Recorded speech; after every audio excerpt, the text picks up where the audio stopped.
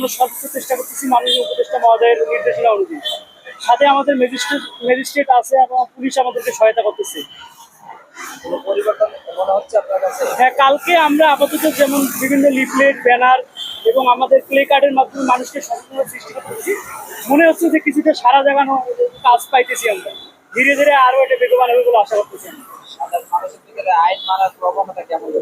যদিও আমরা অভ্যস্ত আগে থেকে অতটা আইন মান্য করি না, তবু আমরা যেহেতু একটা পরিবর্তনের জন্য যেহেতু এটা উদ্যোগ নেওয়া, আমরা চেষ্টা করব মানুষকে যেন সচেতনতা বৃদ্ধি করা যায়। আচ্ছা, আরেকটি প্রশ্ন, গতকাল তো বলেছিল যে প্রাথমিক পর্যায়ে সচেতন প্রমাণ করছে, আপনি কি এখন কোনো জরিমানা করতে দেখেছেন কিনা? গতকাল তো বলা হয়েছিল 500 টাকা জরিমানা করা হবে কেউ করেন বাজারে।